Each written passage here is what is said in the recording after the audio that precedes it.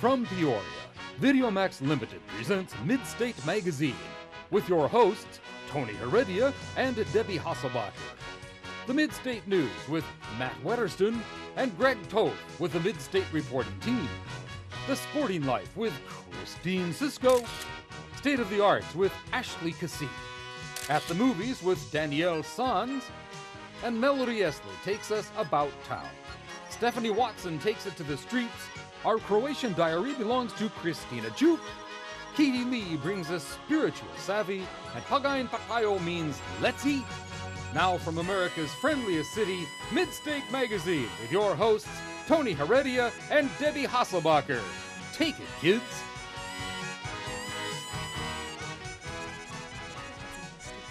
Hello, and welcome to Midstate Magazine. I'm Tony Heredia. And I'm Debbie Hasselbacher. Well, Debbie, on today's show, we have the theme of East meets West. And as we can see, you're wearing a lovely little scarf here. What are you wearing here? This is actually, I was told, this is Indonesian. Okay. And it is given to a young man on their wedding day, on his wedding day, and then they wear it on special occasions. So for different anniversaries and birthdays, they wear it at special celebrations and things like that. Kind of like a rites of passage type deal? Yes, and I really like it. Cool. Well, it doesn't get much more Western than this. Not necessarily in like, you know, the Western kind of California sense, but Midwest, I suppose. Well, denim, I think, is a very Western, you know, it's a very Western style of dressing. It is. Denim is huge in our is. country. I'm not going to lie to you. I'm a fan of Knight Rider, okay? My mom got me the... No, You're actually admitting this on television? I'm going to tie this in. I'm really going to tie this in. For a gift, for a birthday present, I got the first season of Knight Rider on DVD. Okay, laugh it up, all right? But it's just interesting to notice like all the different fashions, like the fashion that was big in 1982, like 1983. The big thing was Western. It was huge. Like all of David Hasselhoff's suits, you know, like they're all Western cut. They've got like, you know, the Western cut in the back. Jeans, boots. He's got this really gaudy looking belt buckle. Yeah. I'm sorry to say I didn't really catch too much of Knight Rider. Nah. That's okay. That's well, okay. You know, the talking car named Kit was actually voiced by the same actor who plays Mr. Feeney in Boy Meets World. You know, I've never seen Boy Meets World. Are you serious?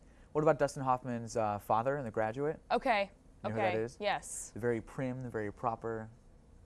That kind of got like an East Coast type, you know, accent, but a little Western flair, voicing Kit, and that. This doesn't work so much.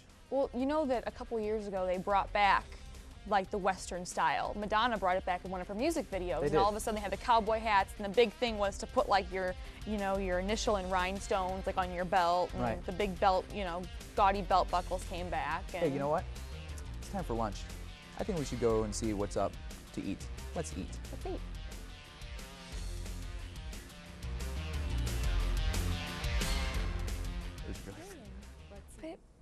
We're going to see an Eastern restaurant in the Pea Town, Potato Town. Peoria is really a steak and potato kind of type town. Really, it's not too much of a diverse, you know, ethnic for eating out. Located on Pioneer Parkway, one of Peoria's best kept secrets offers a different kind of gourmet dish. Try to authentic Thai as we can get. Cooking style's a little different, and it's, you know, real tasty, and we make it to order.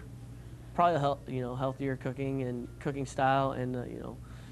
For over 10 years, people across the nation claim Taste of Thai offers the most authentic Thai food. To California, saying this is the, you know, best Thai place they've eaten.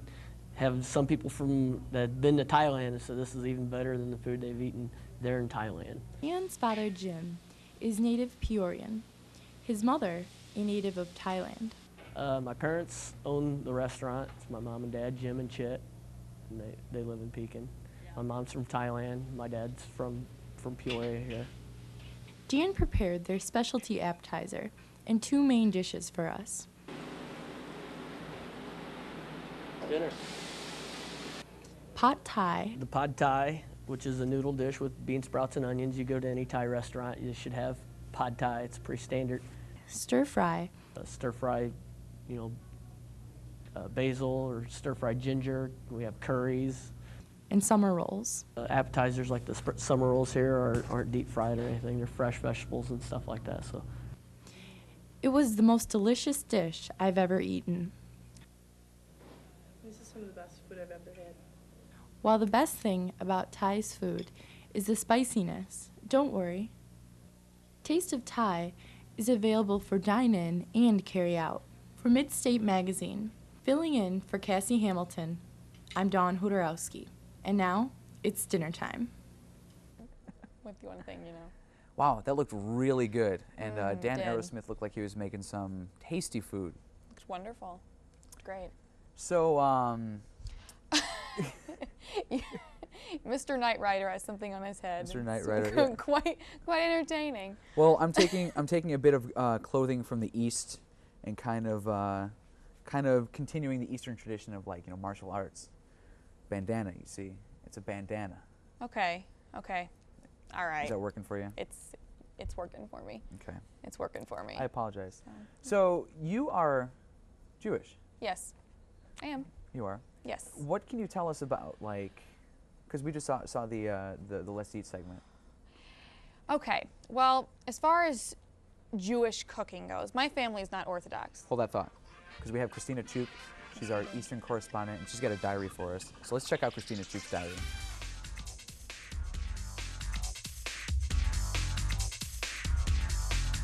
Hello, my name is Christina Chuk. I'm a visiting scholar from Croatia, and I'll spend 1 year at Bradley University to learn about American journalism and culture.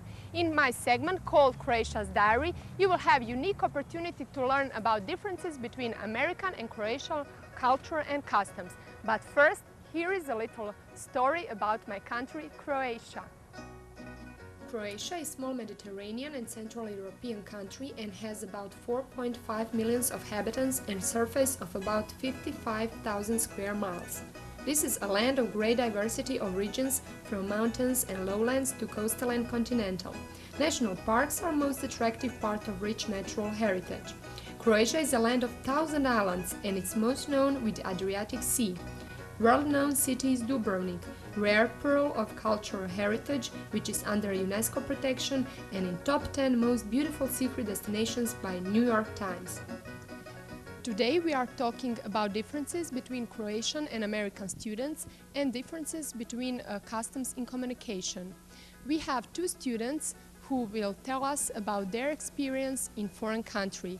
First student is Mario Panzic, who is Croatian student and attends Bradley University, and the second student is Jay Kaspar, he is American, who also attends Bradley University. Do you hang out more with American students, or they are international or even Croatian students? I would say I hang out with both international and Americans. Since I've been here for like 5 years, I'd say I probably hang out more with Americans. I do have a few friends that are international, and we see them on a day-to-day basis. There's a little space kind of when you come in to here, because because Americans are more competitive in certain ways and individualistic in certain ways. Say the liberalism of Croatia, how everybody drinks more alcohol than I've ever seen. They smoke probably a whole lot more than I've ever seen of students. It just seems like everybody's living for the day. When we were visiting the Croatian students, they were very hospitable, they were very friendly, and we definitely, as American students, felt welcome. Thank you for watching and for your attention, and see you next time. Bye! Wow, Croatia looks like a great place to visit, doesn't it? It does. Beautiful. It Looks does. great. It looks So, like a very nice country. it does. Speaking of country, the old country, we were talking about how you're Jewish. Okay. Have you ever been? I have never been, never, but as far as the food goes, we have these recipes that are passed down in my family from generation to generation, but my grandma made most of them. We have what's called noodle kugel, and it's almost like a casserole made with noodles. It's awesome. But my mom we don't really cook Jewish anymore, so. Right. Now, Italian-American. Italian-American. Does your mom have something that she cooks that's? She makes a pretty wicked chicken parmesan. It's pretty good. My mom's second generation Italian-American. My dad is 100% Mexican. Okay. So we have just like a combination of, like, all sorts of stuff. It's like, your traditional tacos and then pasta and whatever. But we should stop talking about food. It's not making very, me hungry, it's though. not very newsworthy. But we do have Greg and Matt on the news set with our latest in news stories. So Greg and Matt, let's see what you got.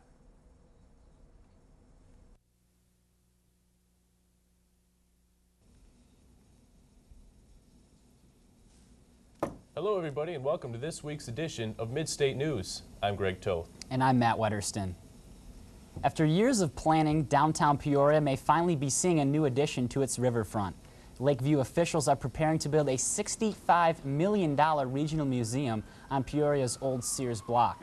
The museum is seeking input from the Peoria community on the facilities.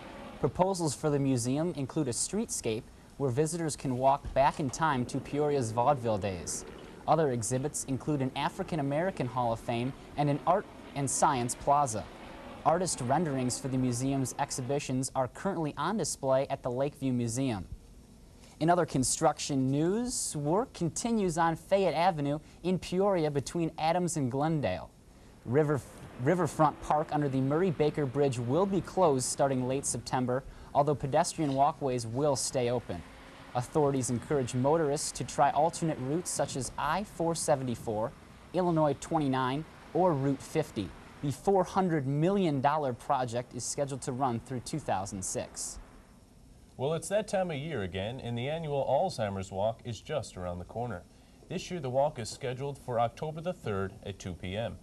Alzheimer's is a disease affecting more than 50% of the people over the age of 85 and 10% of those over the age of 65. The Central Illinois chapter works hard to fight against Alzheimer's by trying to create awareness of the disease and provide a better quality of life for those suffering from the disease. If you cannot join in on this year's walk, the Central Illinois chapter offers many different ways you can become involved in a fight for the cure. Donations, participation in special events, and corporate support help fund the programs the chapter provides. Illinois has joined 48 other states and 6 foreign countries in the effort to help fight childhood mental illness. The idea for the program, early identification, was first proposed at a 2002 summit at Illinois Central College. Peoria is the only city in Illinois to take part in the program. This initiative helps detect children's disorders early on. It has been implemented in several schools in Central Illinois. In technology news, Free Voice is helping the homeless get back on their feet. The nonprofit Community Voice Mail Project provides homeless people with a way for potential employers, social service agencies, and relatives to contact them. It also enables them to look for a job without having to reveal they are living on the streets or in a shelter. Community Voicemail gives each person a phone number and each can record a message. The program started in Seattle in 1991 and within the last several years has grown to 37 cities in 19 states and has since helped thousands of people find jobs and housing. In business news, Windows is suffering due to the large number of new worms and viruses that are aimed at Microsoft Corporation's most popular operating system, Windows. The problem of computer viruses can be massive, automatically rebooting systems, overloading a computer's memory, and sometimes disabling them. Symantec, the world's largest computer security company, said virus writers and spammers are joining forces to exploit and profit from vulnerabilities in products like Windows. Spammers and malicious code writers are working together to hack and break into computers. Spammers flood those hacked computers with unsolicited messages or spam that often advertise products or pressure people to spend money on them. Symantec predicts that more viruses and worms are expected in the future, and not just for Windows users. Linux operating systems and handheld devices are the next target. Now we're going to head over to Matt with a special treat for everybody, an in-studio guest, Anna Depp. Thanks, Greg. Joining us today is Anna Deep. Thank you so much for joining us. And she represents the club Asians Increasing Your Awareness.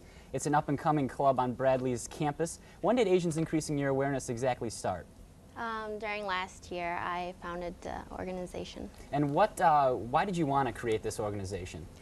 Because there's no Asian organization on this campus, and I wanted to join one.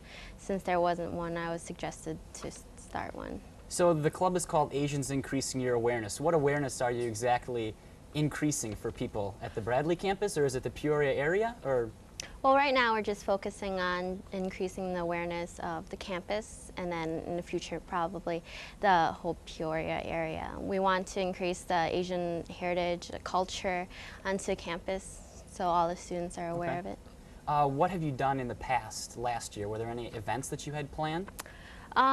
We did a lantern festival at the end of last year, which we provided like a lion dance and a lot of Asian food. Do you have any things upcoming this year that you have planned already? Well, today, earlier, we had a Taste of Asia, and that went very well, but we kind of ran out of food. How many members do you have in this club? Right now, about 30, and they're very active.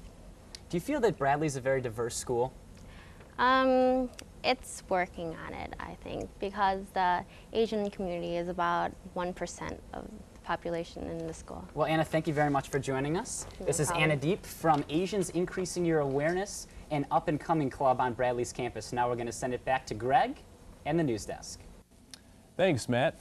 And finally, in our oddly enough news story, fear of a ghost has forced a prestigious school for statisticians in New Delhi, India, to close. The ghost knocks on doors and wafts the scent of aftershave lotion along corridors. Students of the Indian Statistical Institute said the ghost of a dead classmate who died last month of a rare heart condition has jostled staircases and left traces of aftershave lotion and cigarette smoke.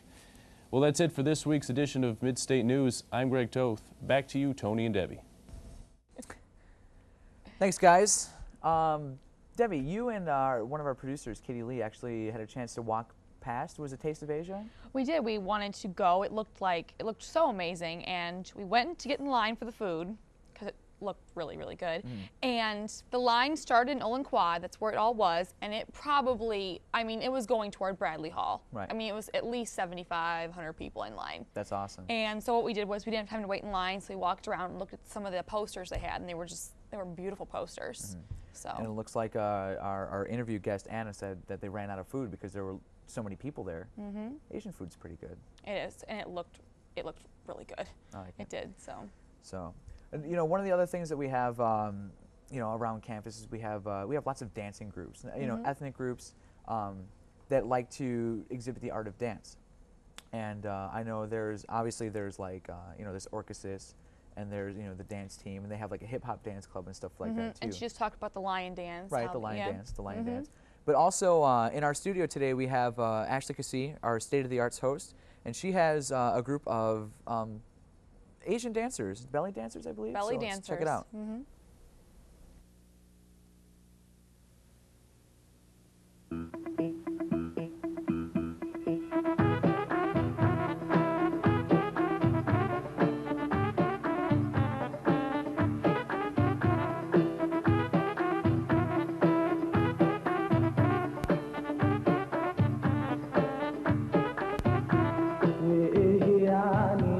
تودعني وتهجرني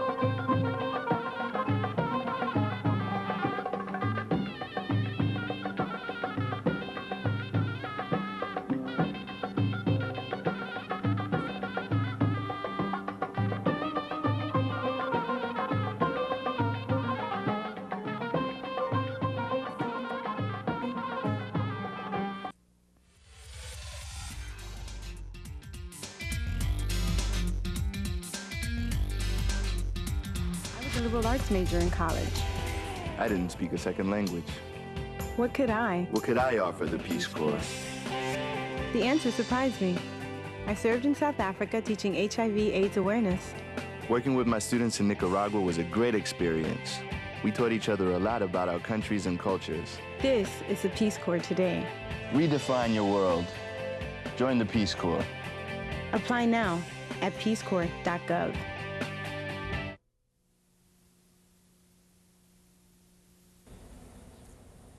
Good afternoon and welcome to this week's edition of State of the Arts. I'm Ashley Cassie, and with me today I have Thais Banu and her Parks Troupe Mirage with me. Hi Thais, thank you for coming. Thank you for having us. Can you tell us a little bit about the two pieces we just saw the troupe perform? The first piece that you saw was Egyptian stage style dancing. It was an original choreography by Morocco of New York City. The second piece you saw was old style Arabic, and that choreography was by John Crompton and Ribaba of Hobby Roo, and they are a team group in San Francisco. Wonderful. So approximately how long does it take you to prepare to be able to perform these types of dances? The girls that are in my troupe have an open audition in August to make troupe. This means that they've been studying Middle Eastern dance for several years before they come to troupe. My new girls took 7 weeks to learn Yayani. Oh, wonderful. Okay. Well, Thais, this is not all that you're involved in, correct? Can you tell us a little bit about your publishings? I have a little bit of writing. I have 2 different research papers, one into the history of Middle Eastern dance. One of them is published on the internet right now, and it is 15th century Turkish Anatolian dance. That one was the most interesting. It took 9 months to get the research material sent from Ankara, Turkey to me here, then have it translated into English out of the German. Usually it doesn't take that long to write. The articles that I've got published are both here in the United States, in Europe, and in Australia. They're on the workings of Middle Eastern dance, the professionalism, and how important it is to work with the children and educate our audiences. Wonderful. So exactly how long have you as an individual been involved in Middle Eastern dance? 30 years now. 30 years, and you've been teaching for? I've been teaching about 20 years of that. Okay, great. And you actually teach dances at the Franciscan Center, is this correct? Yes, I teach for the Peoria Park District. I have 4 different levels of dance and the troupe, of course. My lessons are on Mondays, evenings, Wednesday evenings, and Thursday evenings. Wonderful. So if people want to get involved, who can they contact? Well, you have the number there. They will call the Peoria Park District and talk directly to Linda at the number that they're showing on the screen. Well, wonderful. Well, thank you so much for joining us again. They were beautiful. Happy to have them here. Until next time. Thank you, Ashley, and thank you, Ms. Banu. It was very interesting to see. Wow, it was amazing. Yeah. Actually, our State of the Arts host, Ashley, celebrated her 21st birthday recently. So. Oh, she did. Yeah, but she know that. she looked really good for just having celebrated her 21st birthday. Yes, she did. She was she's pretty. She was up there. She was going. She's usually on top of things though. She was here. Perfect. But one of the things that I find kind of interesting is how dance is just kind of intermingles with religion. You know, certain religions use dance as part of their traditions. They do, like to represent certain occasions and things like that. Right, like American Indians, they use like rain dances because they dance and they try and conjure up the gods, stuff like that. And they just ask for good things to happen to them, and it's kind of just one of the things that I think about when I see pieces like that, because I wonder if those dances actually mean anything or if they kind of. I think most times in other cultures they do. Right. Like I'm sure their dance in their culture had some kind of spiritual meaning to them. So. Well, speaking of spiritual meaning, we're going to check out Spiritual Savvy with Lee Crenshaw and Katie Lee. So let's check it out.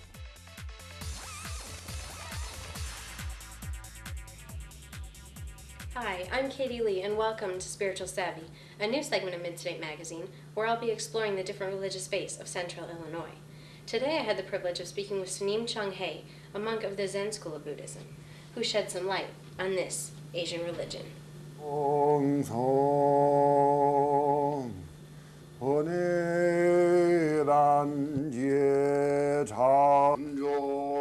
Although Buddhism has 360 million followers worldwide, many people are surprised that it has a presence in Central Illinois.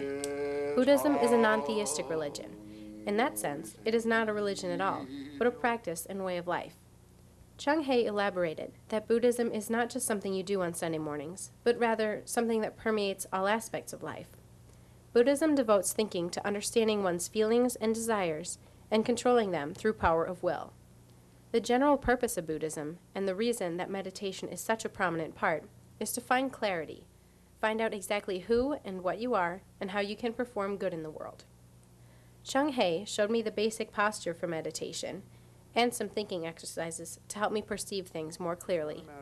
He also took the time to dispel some common misconceptions about Buddhist rituals. Experience or having some kind of mystical So we're not going to levitate here. Yeah, that's true. Halfway through a sitting period, the person who's leading the meditation would rise, take this from the altar, and walk around the meditation hall. And then she would come back up again, and then lean over just a little bit more, leaving your hands the way they are. Then I would come here, and I would just make sure I found this big muscle, and give her a little tap. And then we would bow together, and I would continue around the room. There is no goal of Buddhism. People do not practice in hopes of eternal salvation, but instead believe that good karma, contributing kindness and humanity to the world, is its own reward. Those interested in learning more about Buddhism can visit the Peoria Journal-Star's website at www.pjstar.com, click on Area Churches, and scroll to Peoria Zen Center. Thanks for joining me on my spiritual expedition. Now back to the studio. It was great. It just shows another way. We just saw the dancing, and this shows another way that people of, different religions and different cultures can convey their spirituality. And everyone kind of, practices their religion or practices their beliefs or spirituality in their own way. And they all have their own, it makes them comfortable and things like that. Customs, clothes. Obviously, these aren't very ceremonial clothes unless you're like going to bale some hay or something. I don't know. Hey, Western culture, it works. It works. It's part of a rite of passage, I suppose. Working on the farm and just getting up and doing some chores. And I want to keep this. I like it. This Indonesian. I don't think Indra's going to let you keep that. I know, but I could always ask. Although he isn't married, so then how did he get it, right? As long as he's not married, then I think you'll be okay. Well, I'm going to ask him. I like it. It goes with my outfit. What if we got married? Would we both wear that, or how does that work? Are you asking me something? No. That's gonna about do it. No, I was just wondering, do we tie it around each other's necks or whatever? I would have a feeling that probably, I don't know if they're called bride and groom, however they would say it, but I would think that they might put them on each other, as like a ceremonial rite of passage, I guess you could say. So. Well, I think that's just gonna about do it for us for this week of Midstate Magazine. Until next time, I've been Tony Heredia. And I'm Debbie Hasselbacher. Have a great afternoon.